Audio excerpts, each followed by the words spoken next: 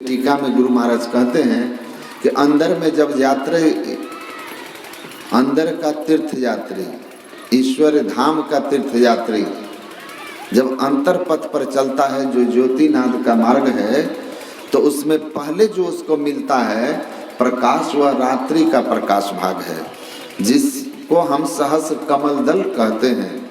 उस सहस कमल दल में वह रात्रि के प्रकाश भाग में होता है, जिसका केंद्र चंद्रमा है।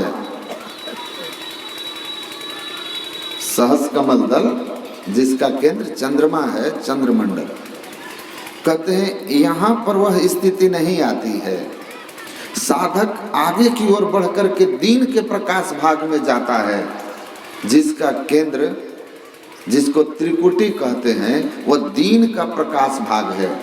उस त्रिकुटी में जब पहुंचता है तो वहाँ उसको पूर्ण सूर्य का दर्शन होता है।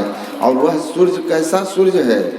सुना रहे थे ना कि जा सम्मुख या सूर्य अमित अंधार है, ऐसो सूर्य महान चंद हद पार है।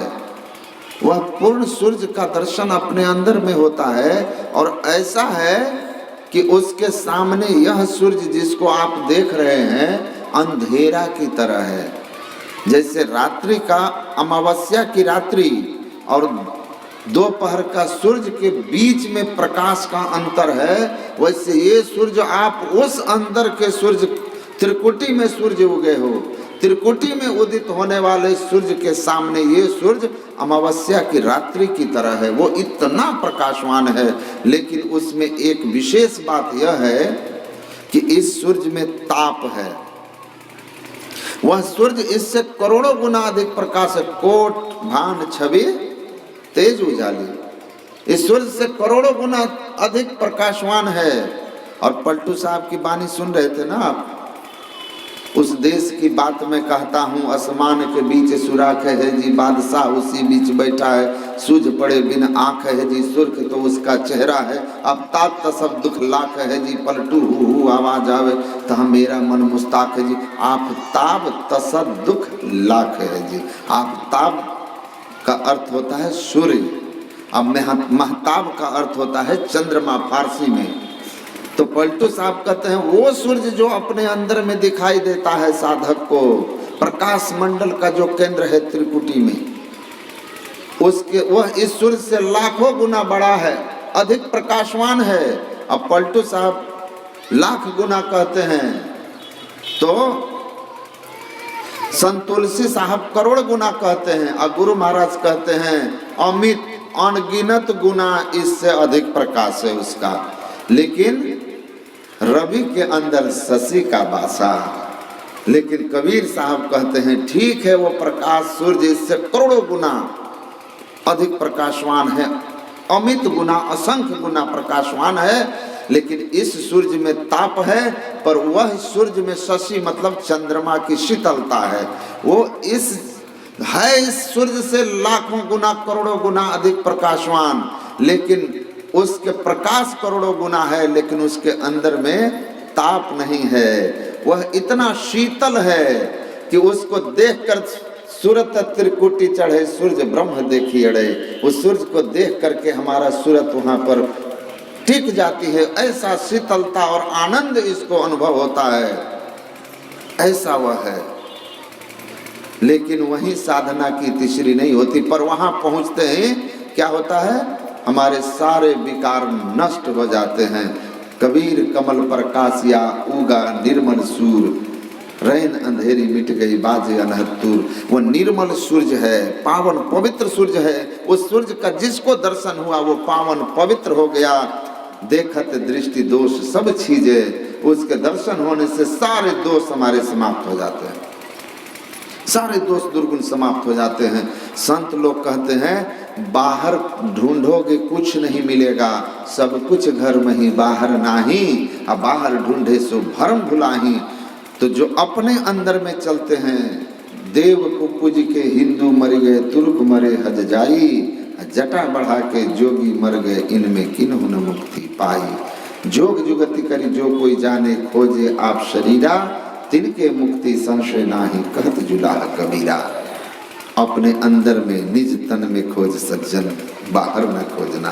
खोजने की युक्ति यही है कि दो नयन नजर जोड़ के एक नोक बना के अंतर में देख सुन सुन अंतर में खोजना। जिस दिन आप अपने दृष्टि की दोनों धारों को इंगला पिंगला को एक करके और गुरु की युक्ति से निर्दिष्ट स्थान पर स्थिर कर दीजिएगा, केंद्रीभूत कर दीजिएगा, तब आपका 10वां द्वार मोक्ष का द्वार सुषुम्ना द्वार खुल जाएगा, अंतः प्रकाश हो जाएगा और वहीं से आप अंतर पथ में प्रवेश कर जाइएगा। गुरु महाराज कहते अंतर पथ चालो प्रभु को पालो, प्रभु बिनु नहीं विश्राम। वह राम भक्ति रूपी चिंतामणि परम प्रकाश रूप आपको प्राप्त होगा और अंत में जाकर स्वयं परमात्मा प्राप्त हो जाएंगे और उस परमात्मा को जानकर आत्मा राम भवती, आप स्वयं परमात्मा हो जाएंगे।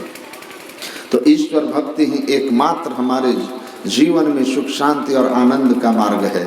इसके अतिरिक्त संसार में करोड़ों उपाय करके कोई न सुखी हुआ है न कोई सुखी हो सकता है। कितनी योजना बनाई, चतुराई दिखाई थी,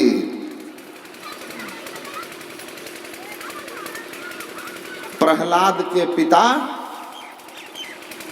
हिरण्यकश्यप ने अपनी रक्षा, अपनी जान बचाने के लिए, लेकिन कोई चतुराई काम नहीं आया था, कोई चतुराई काम नहीं आया।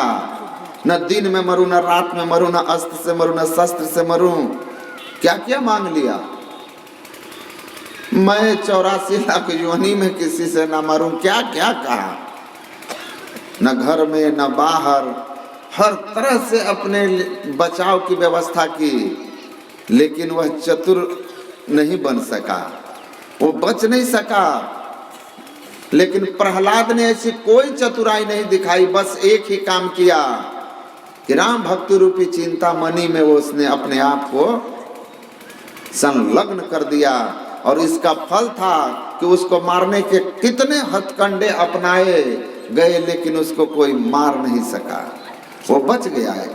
इसीलिए कहा चतुर शिरोमणि सोई जग माही, जो मणि लागी सो जतन कराही। वो राम भक्ति रूपी चिंतामणि की प्राप्ति के लिए प्रयत्नशील था, असली चतुर वही था, उसको कोई कुछ नहीं बिगाड़ सका। और जो परमात्मा रूपी चिंतामणि को पाने के लिए भक्ति का मार्ग छोड़ करके और अनेक तरह के तप तपस्या किया और वरदान लिया, लेकिन राम भक्ति रूपी चिंतामणि का यत्न नहीं किया, उसका विनाश हो गया। इसीलिए जो परमात्मा की भक्ति की युक्ति जान करके भक्ति करते हैं, गुरु की कृपा से, ईश्वर की कृपा से, दोनों एक ही बात है ना, बाबा का ना एक ही बात है, जीव हित आप ही आवे। ईश्वर ही इस धराधाम पर संत सदगुरु बनकर आते हैं, सूरत को आई तारा है और उसका उद्धार करते हैं। तो जो संत सदगुरु के शरण में जा करके ईश्वर की भक्ति की युक्ति लेकर के इस तरह से भक्ति करता है, अंतर पथ पर चलता है, एक दिन ईश्वर को पाकर परम मोक्ष को पाता है। लेकिन उसके पहले चलत पंथ सुख होत महा है, इस पथ पर ईमानदारी से चल के देख लीजिए, जीवन आपका सुख शांति और आनंद से भरने लगेगा।